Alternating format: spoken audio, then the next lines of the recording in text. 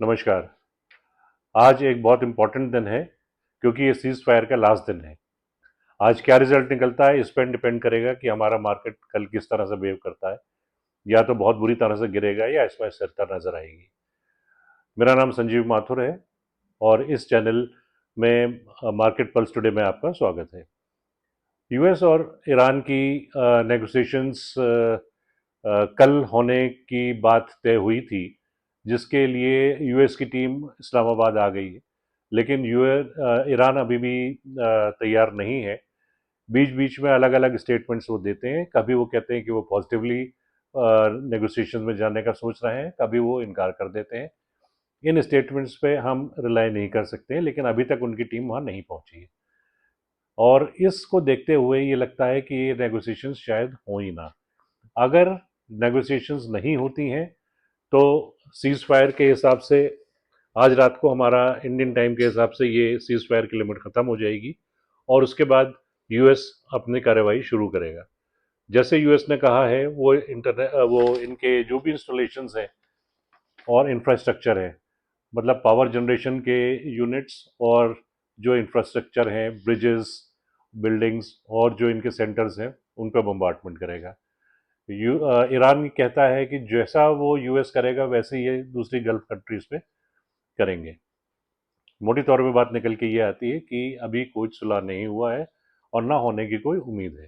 Trump अभी भी अपने अपने स्टेटमेंट्स ऐसे दे रहे हैं, चैलेंजिंग, जिसमें लगता नहीं कि वो भी किसी समझौते के लिए तैयार हैं।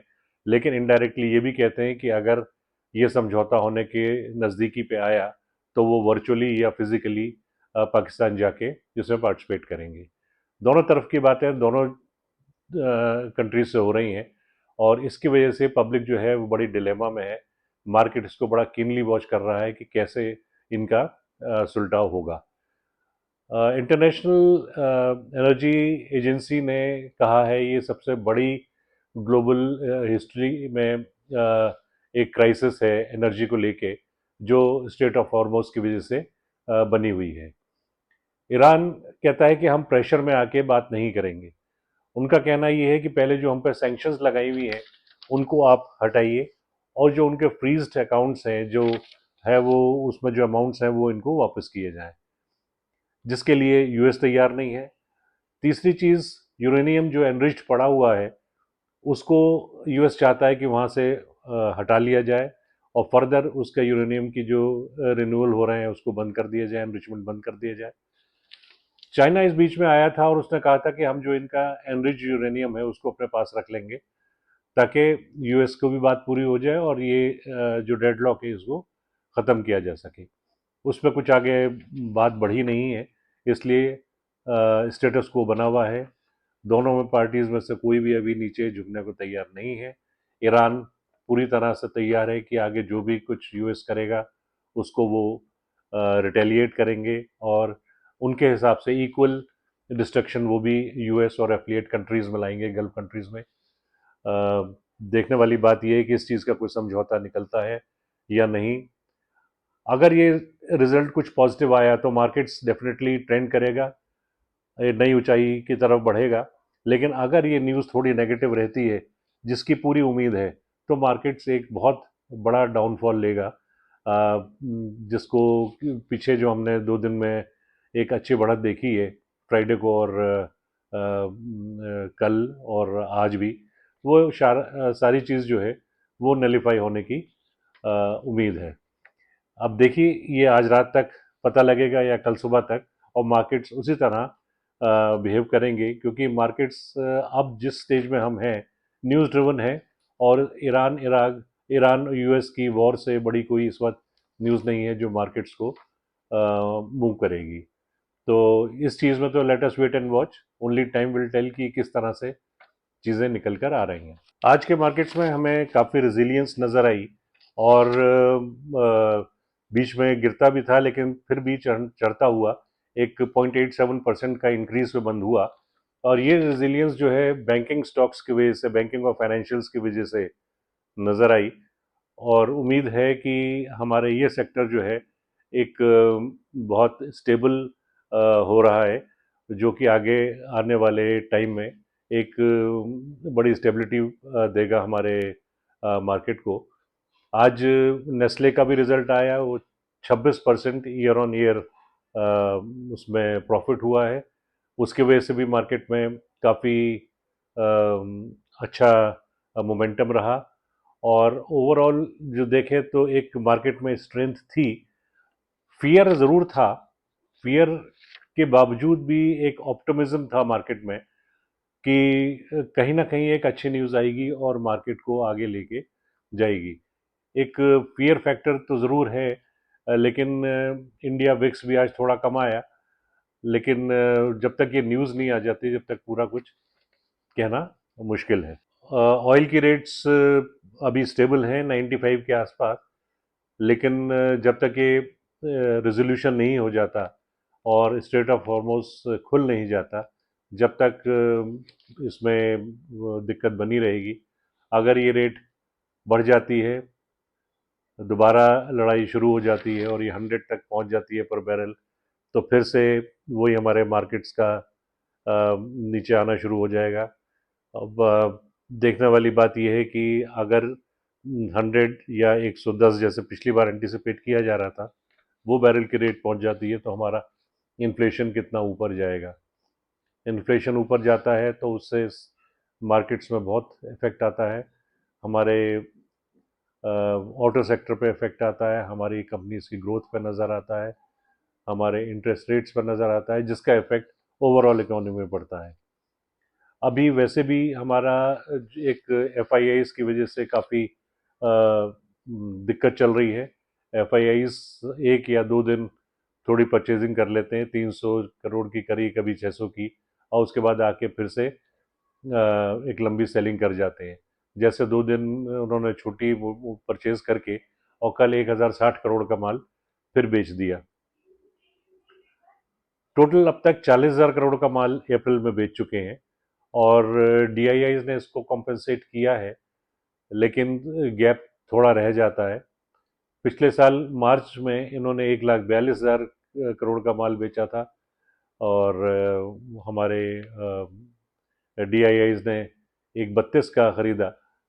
तो पूरी कोशिश रहती है कि डीआईआईज इसको कवर अप करें, और वो भी इस वजह से कर पा रहा है कि हमारे रिटेल इन्वेस्टर्स की एसआईपीज रेगुलर जा रही हैं, जिससे थोड़ा फंड्स एलोकेटेड रहता है डीआईआईज के पास, ताकि वो एक रेस्क्यू ऑपरेशन अपना डे टू डे बेसिस पे कर पाए।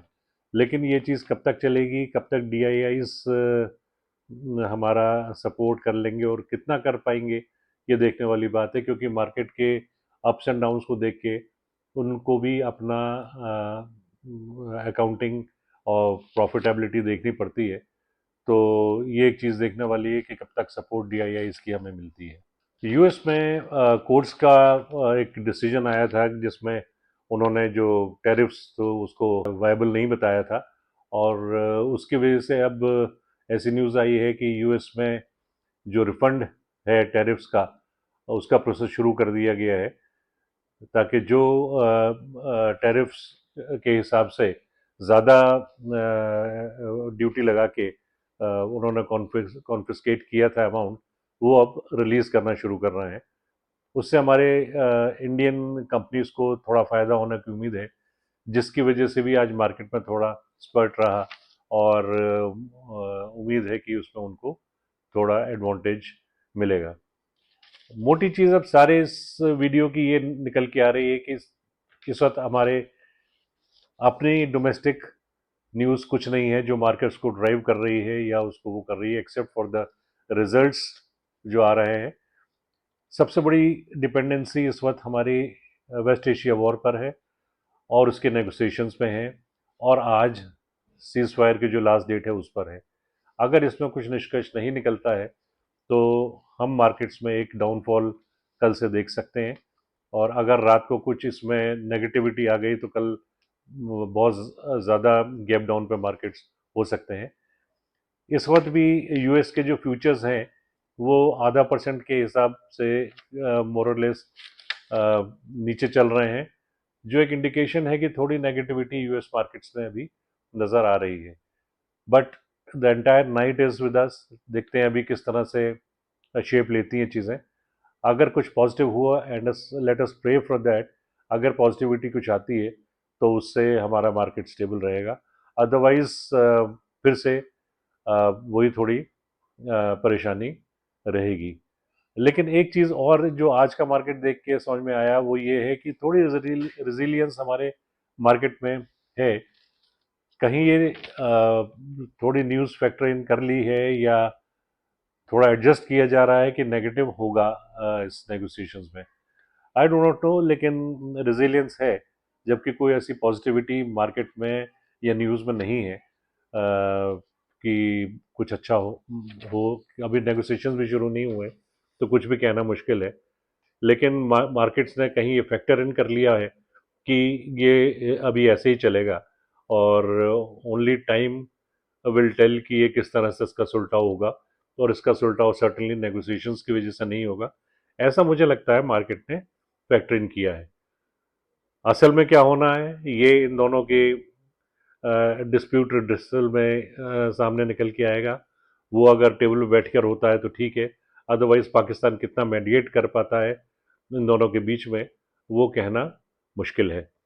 Pakistan over the period of time during this negotiations, Iran को भी ये लगा और बाकी कंट्रीज को भी लगता है कि they are taking more of the side of the US then to project the meaningful equality of both the countries involve. तो लेट अस सी क्या होता है।